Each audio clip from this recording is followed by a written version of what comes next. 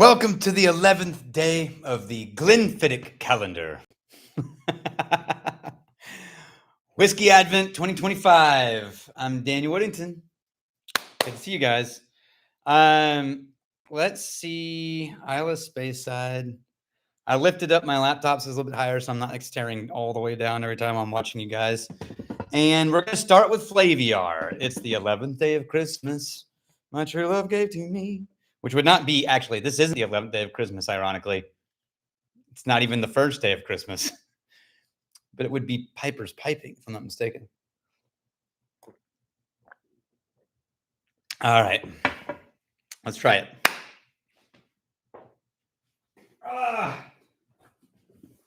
Five golden wings.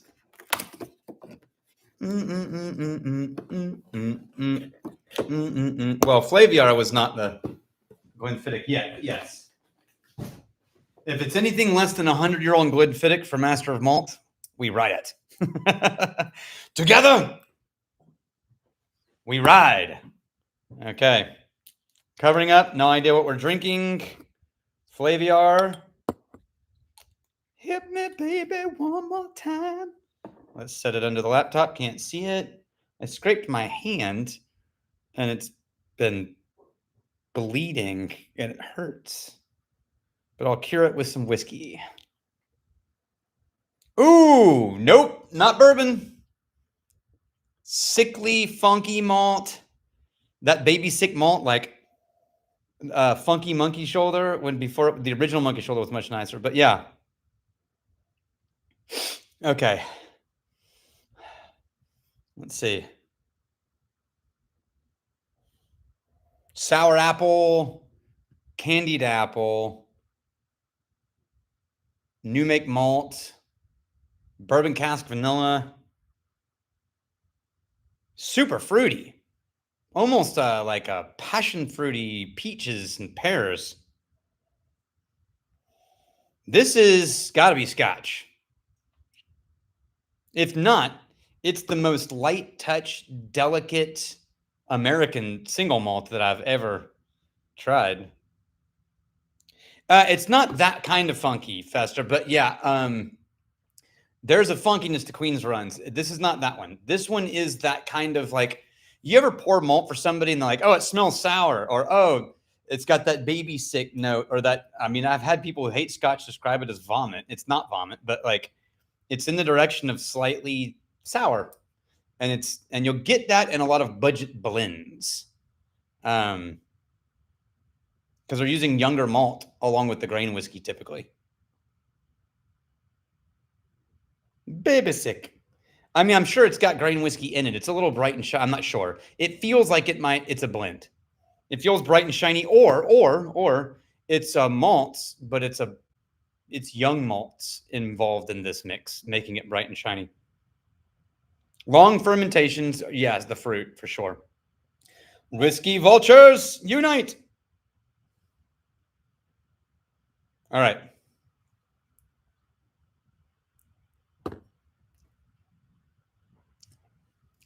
Whoa. Tangy.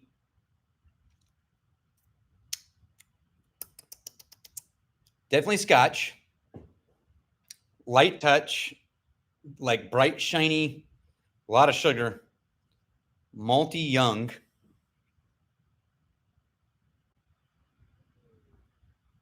You're sticking with light whiskey, huh?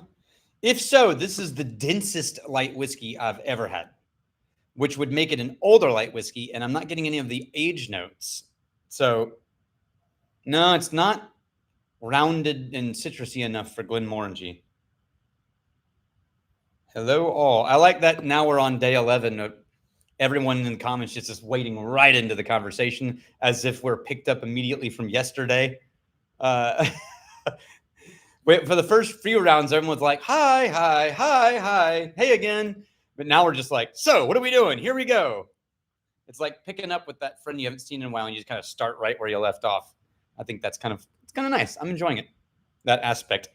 By the way, tomorrow, gonna be weird. I don't know what time I'm gonna do the live stream, and I'm not gonna be able to tell you I mean, here's the problem. Tomorrow, I'm meeting with a craft distillery in Texas to hang out and chat with them and work on some stuff. And they're up in Dallas. And so I've got to drive from Austin to Dallas, which is about 3 hours. Actually, they're in Fort Worth. And so I'm not going to get there until about 11 because I got to take the boys to school first. And then I'm going to be meeting with them for like work stuff. And I'm on their time. And so giving them like, hey guys, cool meeting and all, but I got to take a break for 30 minutes to get on a live stream. I'm not sure how I'm going to schedule that. But they might join me if they want. So that could be fun. Oh, Welch. Thank you for changing your name so I know exactly who I'm talking to. Young Deanston? No. Not. But, you know, that's a good direction, though. I'm not disappointed with that guess if you're trying this.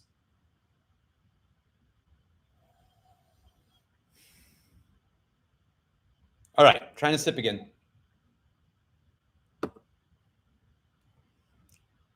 Wow. Young, dense, fruity, tangy, zesty, peaches and cream. It's good. It's somehow both bright and pretty and brash and aggressive, but with no smoke and no earthy notes. It could be Loch Leah, actually. I would be shocked if Flaviar handed us a Loch Leah.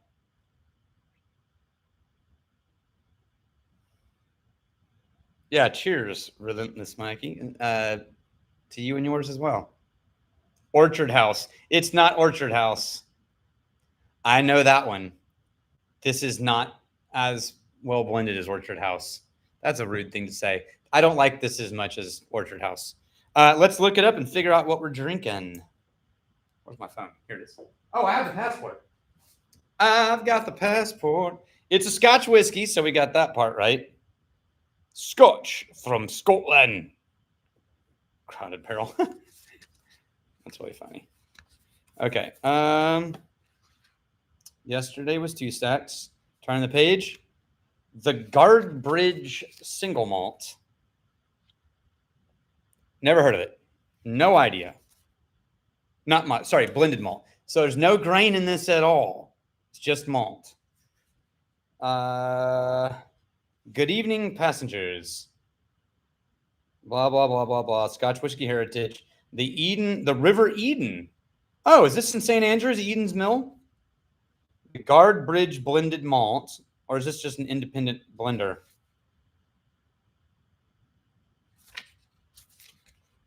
Eden Mill. So there's a craft distillery called Eden Mill in St. Andrews, and they are young. This is a unique blend of Highland, Lowland single malts, including Eden Mill's malt. When were they founded? Oh, yeah. So the founder, the CEO, Rennie Donaldson, we have fewer than 400 casks of single malt left from our original distillery. While we've started filling casks at the new distillery, it'll be years before they're ready. So they blended their stuff with other people's malts to sort of like keep.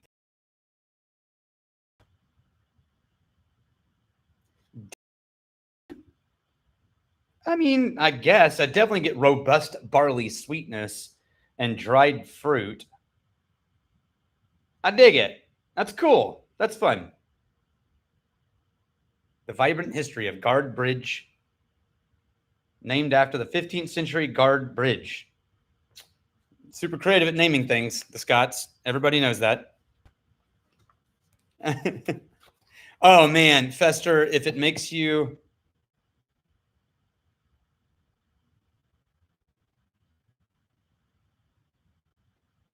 All right, let's see.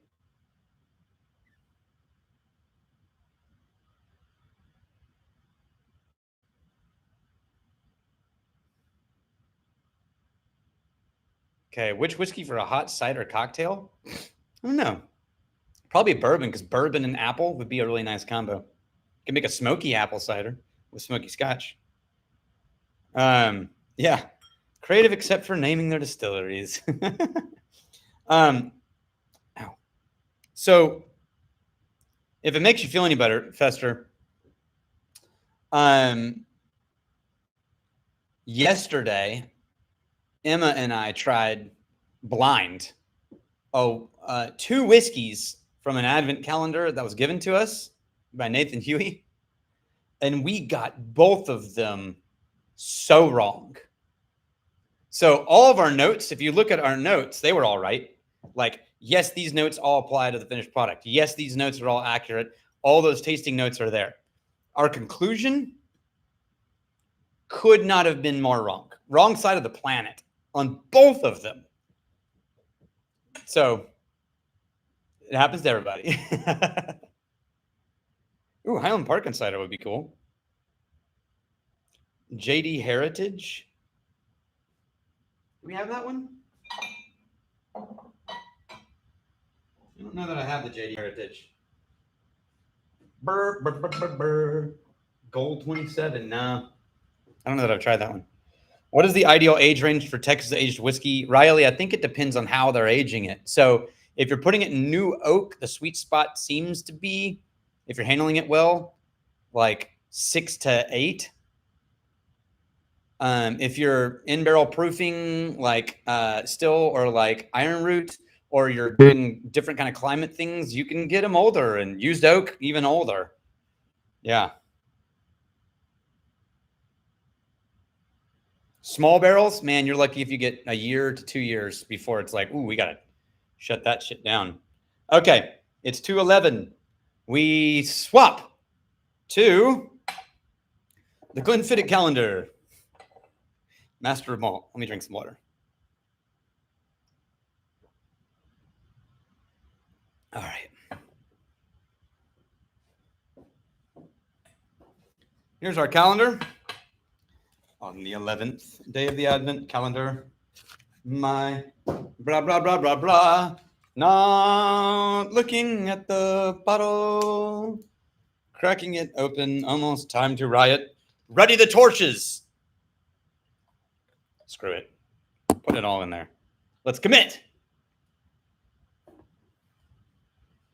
Best entry proof, Justin. I think lower. That's all I'm going to say. Just anything lower than the 125, 120 and under at minimum. I think we've done really well with 115. And I've seen 110 do really good things too. Whoa, hey-o. Smaller barrels are not really used for flavor bombs unless you have them left over.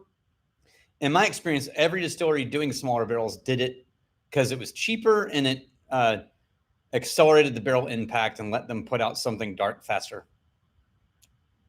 And they have smaller still, and it's harder to fill things. I've never seen somebody who had a large still, large production capacity who filled baby barrels in order to add flavor components. I have seen people transitioning from small barrels to full-size barrels use their leftover stock of small barrels in order to add flavor components. Oh, man. Okay. It's not Glenfiddich. You know what to do.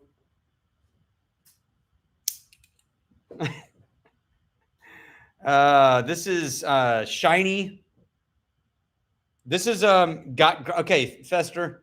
If you had the Master of Malt, you would know that this is grain. Absolutely, there's grain in here. And I'm not smelling a lot of like big, heavy barley malt rounders. So I'm thinking this is either a single grain, which would be surprising, or it's a grain forward blended whiskey, probably not Scottish.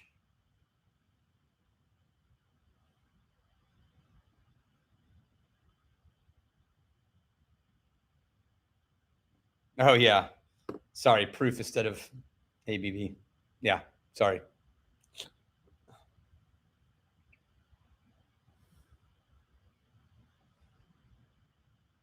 A lot of grain, but there's a sort of a citrus, green apple, buttery biscuit note. You know what? It could be Canadian. I'd be surprised if the first thing that they gave us that wasn't Scotch was Canadian, but who knows?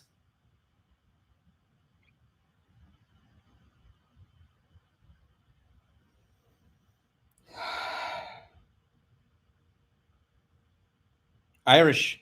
I think it's probably Irish. It could be Cameron Bridge. It could be a single grain.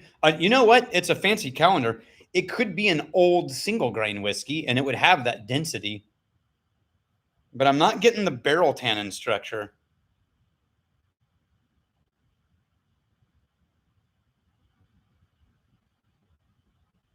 All right, let's try sip.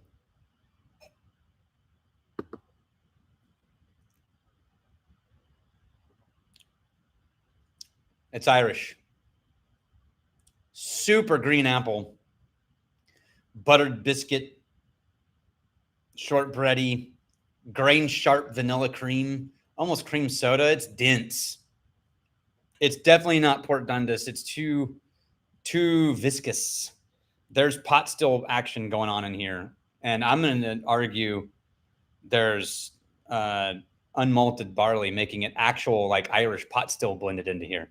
So if it's grain whiskey and unmalted barley as a blend, there's only a few that do that. Tullamore has all three. Jameson does pot still grain. Jameson does single malt grain. Powers does pot still. What is it? I can't remember what it is. It may not be unmalted barley. It may just be blended. No, that's Bushmills. Does Jameson use all three? I really can't remember. It could be Jameson. It could be an older Jameson. It could be an older Powers, like John's Lane, like 12 years. It's not John's Lane, though. It's too green apple. And it's not Redbreast. There's not enough sherry in this. I don't think Black Label is fancy enough. Do I have the Black Label?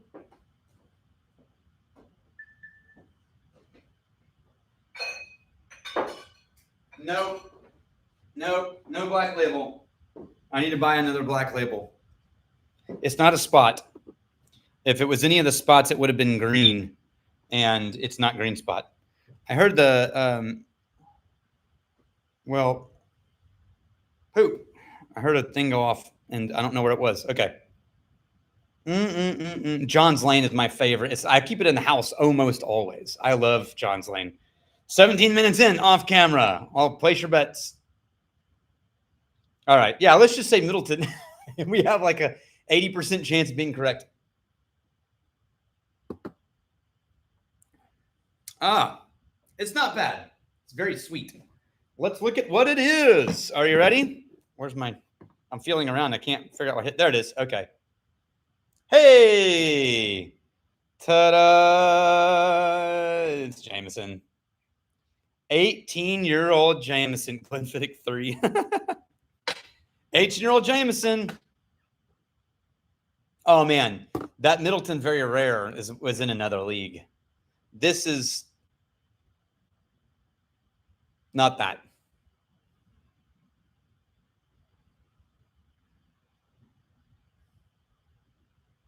It's Irish. It's so Irish, yeah.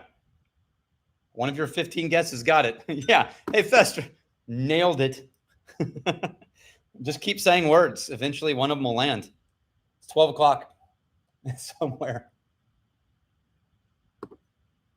Oh, all right. Well, I mean, that feels like it moved really fast. It's 2:20. We got 10 minutes. What are your questions? Tomorrow, I really don't know.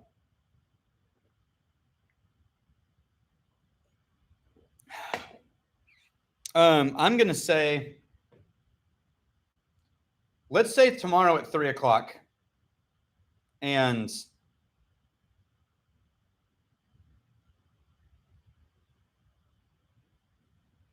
yeah, I'm looking at the calendar.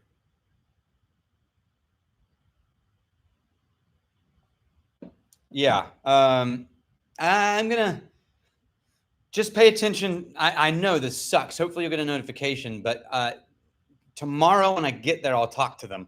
And as soon as they're like, yeah, that's good, then I'll schedule it for at some time during the day. It might even be evening, but we'll get her done. We'll get it done. You know, it might be like, I think one of the guys that I'm hanging with, he has to leave in the evening at like 5 or 6 o'clock because he's got obligations. So it might be that we just schedule it for right then. And I just do it right then before I hit the road. and get back to Waco, which is where I'll be tomorrow. At the end of the day tomorrow and the rest of the weekend. Okay. Nice mug. Thursday. Hey, one of my fitting retro state of the art. Let's see. Favorite tea for dry weeks. There's a blend from Edinburgh called Blue Lady, and it's my favorite. But I drink tea every day. It's usually PG Tips. Best whiskey gift for the annoying relative, but it has to be reasonable enough that they think you actually meant it to be good. Are they a whiskey drinker? Like, would they know if you got them a good thing? Answer that question for me, Nathan. Do you ever experience tasting notes as fantasias rather than individual components? You mean like an ensemble, like swirling thing? Yeah, absolutely. But in music and EQ, not in visuals. How many actual bottles? Around 3,000 in this room. I used to do videos of multiple whiskeys. At the end, you throw everything together in a glass and comment the flavors collapse. How often does that happen in blending?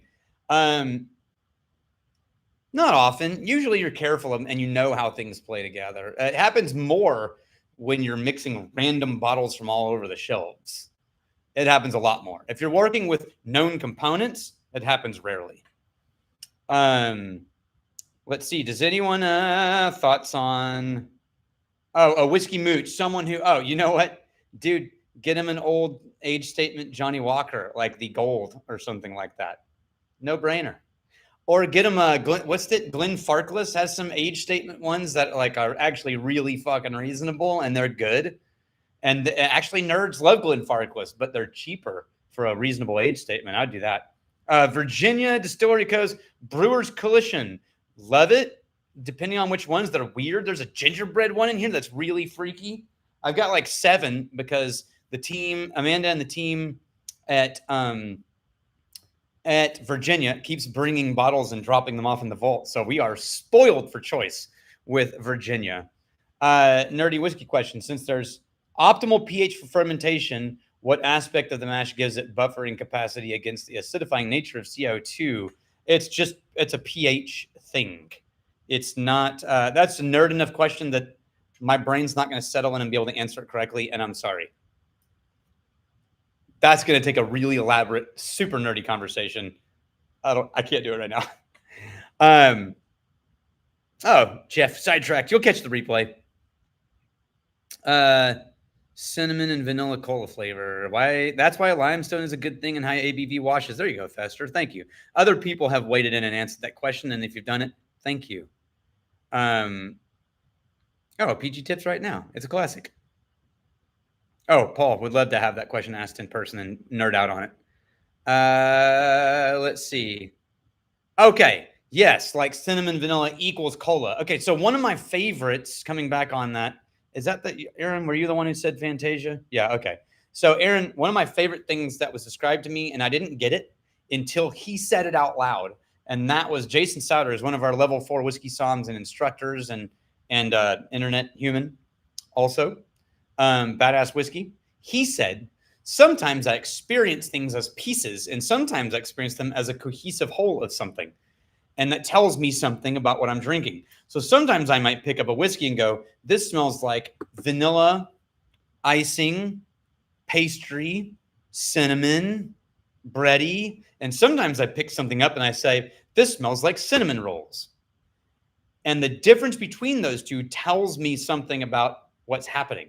And usually it means that something has had time to age and become a cohesive versus a blend of things that are really good together but haven't really come together to play nicely with each other, and they kept all their own identities. I hope that helps.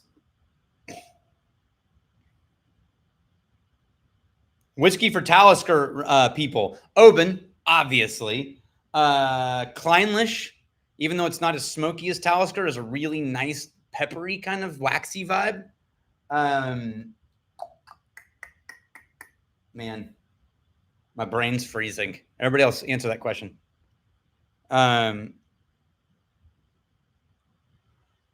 Let's see. Would you recommend getting Powers of cask strength? Absolutely. Powers is awesome.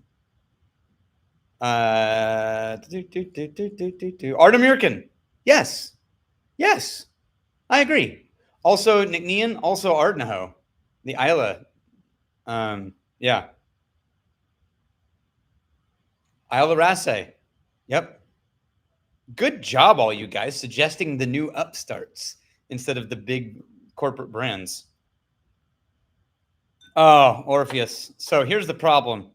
There's a known phase that you go through when you join the Scotch Malt Whiskey Society, and it's just like non-stop FOMO. Every time they send an email, you're like, nah.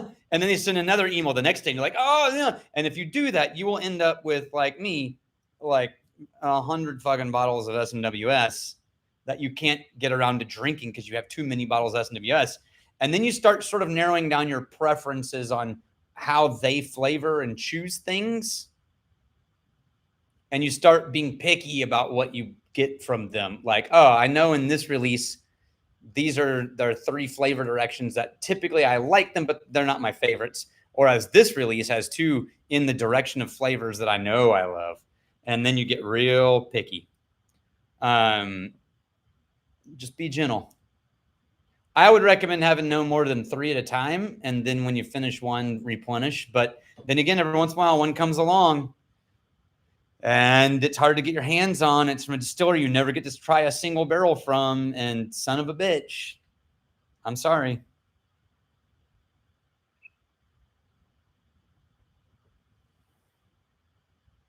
Any good whiskey coming out of Florida? Probably none come to mind. Torreveg was okay. I mean, I liked Torreveg. It was interesting, but it was real young. I needed to get older.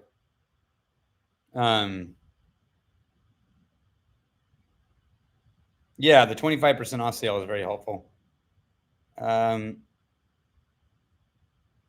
Oh, the Single Cask Nations peated Balcones, smoked to be lighter than the brimstone. Yeah, absolutely. Their peated Balcones, they're using their own peated Golden Promise Scottish malt that they're having peated in Scotland before it gets sent to them, and so it's all traditional peated barley from Scotland. St. Augustine is okay. I agree with that sentence. Do I worry about how long some of the bottles have been open in the vault? Yes. Daily. Nothing I can do about it.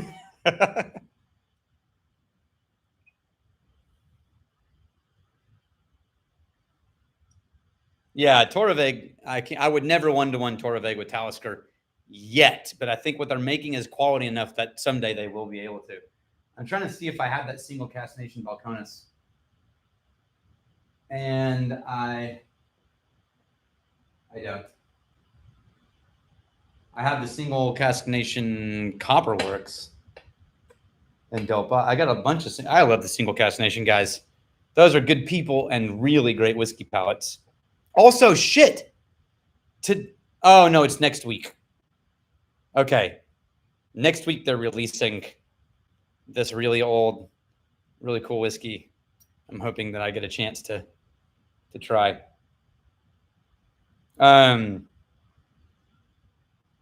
I haven't heard anything about Talisker and Diageo. Their consumer experience, Emma and I went while we were there. It's amazing. I don't know what, maybe they're talking about tearing down the production side, but I haven't heard anything. Have you ever been surprised by a whiskey in a good way? Nose sets you up for disappointment and taste was nice. Yeah, absolutely. Even yesterday, I smelled something and was like, meh, and I tried it and I was like, oh, I like that. But for me, if the nose is meh, I can't get past it. No matter how it tastes, I'm always a little disappointed. I love living in the nose on a whiskey. I can get okay with a slightly lesser palate if the nose is beautiful. That's why I don't mind Macallan. But but if the palate's really good, but the nose is meh, it's hard for me to get around that.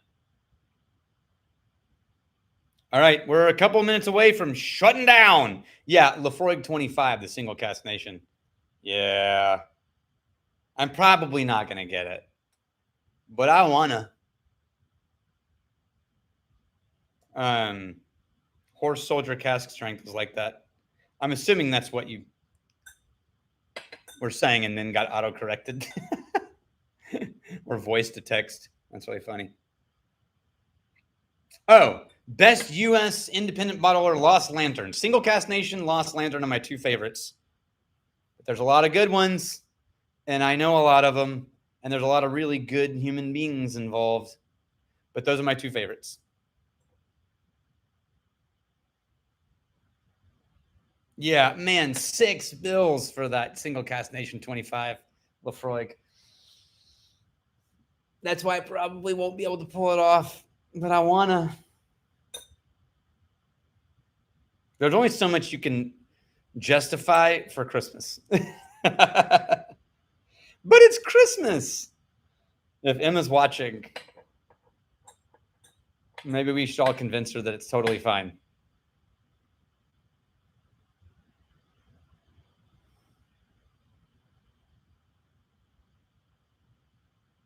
Do I know any American single malt producers who use non-Scottish peat to smoke their barley? Yeah, Westland used some West Coast peat at one point. Andalusia used Irish peat bricks. Yeah.